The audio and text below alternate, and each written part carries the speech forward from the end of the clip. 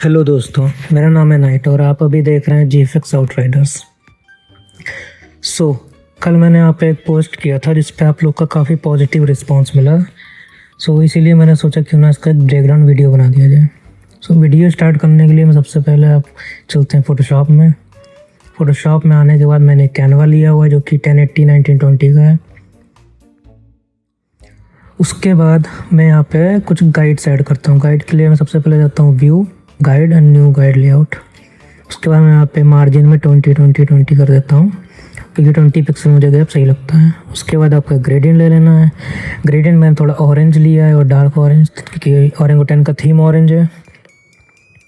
Settings आप देख लो। इसके बाद मैं यहाँ पे एक टेक्सचर ऐड करता हूँ जो कि एक नॉर्मल इमेज ही होती है। मैं उसकी ओपेसिटी कम और ब्लेंडिंग मोड चेंज करके उसको थोड़ा हल्का सा टेक्सचर शेप में दे देता हूँ क्योंकि मुझे बहुत हल्का दिखाना था, ज़्यादा नहीं। मैं एक KOP की इमेज ले लेता हूँ, उसको मैं यहाँ पे सेट कर देता हूँ। उसके बाद मैं इस पर कैमरा रो फिल्टर अप्लाई करता हूँ। कैमरा रो फिल्टर की अगर मैं सेटिंग दिखाऊँ, कैमरा रो फिल्टर की सेटिंग कुछ ऐसी हैं। ये लाइटिंग की हैं, ये इफेक्ट्स की हैं और ये हमारी डिटेल्स की हो गई। रिज़ल्ट आप खुद ही देख पा रहे होगे जो कि आपको सामने दिख रहा है। काफ़ी इमेज हमारी अच्छी और ग्लो कर रही है। अब मैं इसको बंद कर देता हूँ। उसके बाद मैं कलर बैलेंस की लेयर लेता हूँ और उसकी सेटिंग्स आप कुछ यूँ देख सकते हो क्योंकि मुझे एक KOP बहुत ही ऑरेंजिश टोन चाहिए था। काफ़ी मुझे उस पर एक ऑरेंज टोन चाहिए था। उसके लिए मैंने ऐसा, आप ये सेटिंग देख सकते हो। उसके बाद एक KOP के फेस पे काफ़ी दाग से धब्बे थे। उसको हटाने के लिए मैं एक न्यू लेयर ले लेता हूँ। ये तो मैंने ऑलरेडी कर रखा है तो मैं इसको हटा के दिखा देता हूँ। न्यू लेयर लेके आप इस तरीके से हील कर सकते हो फेस को। रिज़ल्ट आपको दिख ही रहा होगा। इतना हो जाने के बाद मैं एक इस पर कर्व्स की लेयर लेता हूँ, कर्व की सेट, और मैं यहाँ पे उसके बालों पे हल्का सा मारता क्योंकि यहाँ पे वाइट एरिया आ रहा था तो मुझे वो हटाना था तो क्योंकि वो अच्छा नहीं लग रहा था। मैं एक ह्यू सैचुरेशन की लेयर ऐड करता हूँ और उसकी सेटिंग्स देख सकते हो। उसका ब्लेंडिंग मोड होता है स्क्रीन, मेरी ये सेटिंग्स है उसकी।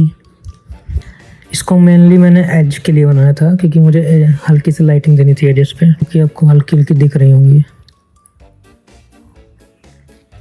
उसके बाद मैं एक और कर्व्स की लेयर लेता हूँ। इसमें मुझे हल्का सा ग्लो देना था फेस पे तो उसकी सेटिंग में दिखा सकता हूँ। ये देखो काफ़ी हल्का सा ग्लो आया है लेकिन ये काफ़ी ज़रूरी था इमेज के लिए। मुझे पीछे किसी का मोशन ब्लर देना था हल्का सा, तो मैं उसी का डुप्लीकेट लेके उस पर एक मोशन ब्लर लगा देता हूँ। सेटिंग्स ये रही उसकी। उसके बाद इसको बंद करके चलते हैं पाथ ब्लर की तरफ। हमें एक और इसी इमेज का डुप्लीकेट लेके ऊपर ले जाना होता है। उसके बाद पाथ ब्लर देना होता है। तो पाथ ब्लर की सेटिंग मैं आपको दिखा देता हूँ जो कि कुछ ऐसी होती हैं। ये एरो से ही आप मेनली पाथ कंट्रोल करते हो जो कि हर एरो पे अलग डिज़ाइन बन जाती है। आपकी इमेज के अकॉर्डिंग आप बना सकते हो, जो भी डिपेंड करता है। हर इमेज के लिए अलग बनाना पड़ता है आपको। इसको मैं बंद कर देता हूँ।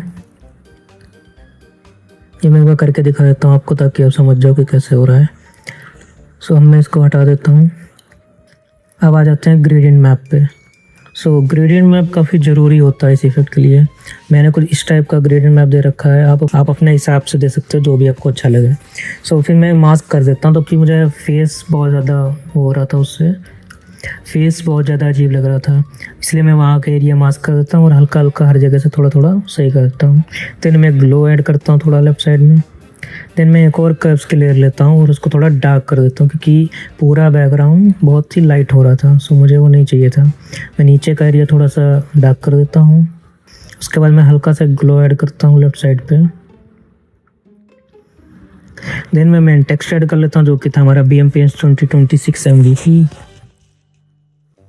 उसके बाद मैं EKOP का नाम ऐड कर लेता हूँ जो कि होता है अंकित शुक्ला। उसके बाद ये लाइन बनाने के लिए काफ़ी लोग दो अलग अलग लाइन बनाते हैं जो कि मुझे काफ़ी अजीब लगता है। मैं एक लेयर लेके उसको मास्क कर देता हूँ सिंपली। उसमें दिक्कत नहीं होती कोई। तो मैं जब चाहे इस लाइन को कम बड़ा कर सकता हूँ। अगर नाम मेरे को चेंज करना है तो उसके अकॉर्डिंग बार बार मुझे बनानी नहीं पड़ेगी, मुझे बस मास्क करना पड़ेगा उस एरिया को। ये कर लेने के बाद मैं एक रेक्टेंगल लेता हूँ, उसको ग्रेडियंट दिखा देता हूँ। सेम ग्रेडियंट रहता है इसका भी, ऑरेंज एंड हल्का डार्क ऑरेंज। एंड देन मैं इनका नाम लिख देता हूँ जो कि होता है ओरंगुटान स्पोर्ट्स। इसका फ़ॉन्ट दिखा दूँ तो फ़ॉन्ट ये रहा, नाम कॉपी कर सकते हो। देन मैं इसका भी फ़ॉन्ट दिखा देता हूँ जो कि होता है प्रेस गॉथिक। आफ्टर दैट मैं QP का नाम ऐड कर लेता हूँ और इसका मैं ब्लेंड मोड चेंज कर देता हूँ। अब देखो दोस्तों, ब्लेंड मोड हर कलर पे अलग वर्क करता है। जैसे अभी वाइट है तो वाइट पे कुछ ऐसा दिख रहा है, लेकिन अगर मैं इसका भी आपको कलर चेंज करके दिखाऊँ तो ये हर कलर के साथ अलग अलग रिएक्ट करता है। सेमी पर्पल, शियान और ग्रीन, येलो, हर कलर पे अलग अलग जा रहा है। सो आपकी इमेज के अकॉर्डिंग जो अच्छा लगे उसको कर सकते हो। आपके इमेज के अकॉर्डिंग जो भी अच्छा लगे आप वो रखो। उसके बाद मैं BMPS का लोगो ऐड कर देता हूँ। उसके बाद मैं एक रेक्टेंगल बनाता हूँ इस तरीके का, इसकी भी सेम ब्लेंड मोड ओवरले किया हुआ है। एंड देन मैंने एक नॉर्मल रेक्टेंगल लेके चारों तरफ रेक्टेंगल्स ऐड किए हैं। उसके बाद BMPS का लोगो ले लेता हूँ। 2024 का लोगो था तो मेरे को जल्दी वो हटाना था, तो उसके लिए मैं यहाँ पे ब्लैक कर देता हूँ। उसके बाद मैं यहाँ पे अपना लोगो लगा देता हूँ जो कि होता है आउटराइडर्स का। एंड उसके बाद मैं यहाँ पे एक चारों तरफ लाइन्स ऐड करता हूँ। ये उसी गाइड जो हमने बनाई थी उसी के ऊपर लाइन्स हैं। सो उन लाइन्स को मैं गाइड बंद करके दिखा देता हूँ। गाइड बंद करने के बाद मैं मास्क को एक बार हटा देता हूँ ताकि आप देख लो। बिना मास्क के ये कुछ ऐसा दिख रहा है चारों तरफ, बट मुझे कुछ कुछ एरिया पे मास्क चाहिए होता, हल्का हल्का डल चाहिए था, तो मैंने मास्क कर दिया वो वाले एरिया ब्रश लेके, सॉफ्ट ब्रश लेके। सो उसके बाद मैं यहाँ पे अपना टैगलाइन लिख देता हूँ जो कि होता है फॉर द लेगेसी। उसका भी सेम फ़ॉन्ट है जो कि स्पोर्ट्स का फ़ॉन्ट था। आफ्टर दैट मैं यहाँ पे ओरंगुटान को लोगो ऐड कर देता हूँ। एंड मैं यहाँ पे सेम लोगो को डुप्लीकेट करके एक और बार लगा देता हूँ और उसको मोशन ब्लर दे देता हूँ। उसके बाद मैं BGMI का लोगो ऐड करता हूँ जो कि मैं ओपेसिटी और कम कर देता हूँ ताकि मुझे अच्छा नहीं लग रहा। ओपेसिटी हल्की से कम कर देता हूँ। उसके बाद मैं एक फाइनल फ़िल्टर मारता हूँ। उसके बाद कुछ ये ऐसा दिखने लगता है। फ़िल्टर्स ये मेरा अपना बना रखा है मैंने, तो इसकी सेटिंग देख लो आप, ये कुछ इस तरीके का रहेगा। एंड इसी के बाद हमारा पोस्ट रेडी हो जाता है। सो एक चीज़ बताना रह गई, जरा मैं आपको वही बता देता हूँ। सो जैसे आप लेफ़्ट में वाइट वाला एरिया हमको बनाना है तो मैं नीचे जाके यहाँ पे बैकग्राउंड में वाइट कलर से एक ब्रश मार देता हूँ क्योंकि मुझे हल्का सा एक शेड देना था ऑरेंज, इस तरीके से ब्रश मार देता हूँ वाइट कलर। सो उसके बाद मैं ग्लो ऐड करता हूँ लीनी डॉज करके वाइट कलर का एज पे, एंड देन ऑरेंज कलर का सेम। इसके बाद हमारा ये पोस्ट यहाँ पे रेडी हो जाता है। सो मुझे एक चीज़ बतानी थी, तो उसके लिए मैं यहाँ पे एक वाला पोस्ट खोल लेता हूँ। सो उसके बाद हम इस वाली पोस्ट पे आ जाते हैं। सो मैं आप लोग को बताना चाहता हूँ कि जैसे जो हमने पाथ वाला बनाया था, इस पर ग्रेडियंट बहुत ही ज़रूरी है हर इमेज के लिए। जैसे मैं ग्रेडियंट बंद कर रहा हूँ तो देखो ये वाइट बहुत अजीब लग रहा है, लेकिन जब मैंने यहाँ पे हल्का सा मैरून और डार्क रेड बोलेंगे तो उस तरीके का मैंने ग्रेडियंट मैप दिया, तो उसके बाद वो पोस्ट अलग ही दिख रहा है सही से। सो हर पोस्ट के थीम के हिसाब से आपको कलर चूज़ करने पड़ेंगे क्योंकि कलर्स बहुत ज़रूरी होते हैं GFX फील्ड में। सो इसी को यूज़ करते हुए मैंने ये सारी डिज़ाइंस बनाई थी। हर एक का कलर अलग है, हर एक का शेड अलग है। आपको कलर्स के बारे में बहुत नॉलेज चाहिए होगी क्योंकि कलर्स एक पोस्ट में जान डाल देती हैं। हर एक ऑर्गेनाइजेशन का उनका एक अपना कलर थीम है। जोनाथन का grey and yellow, grey and orange है थोड़ा सा, क्योंकि जो उनका न्यू लोगो है उसके हिसाब से वाइट एंड ग्रे, उसी के हिसाब से मैंने थीम बनाई थी। तो इसी के साथ ये पोस्ट यहाँ पे ख़त्म होता है।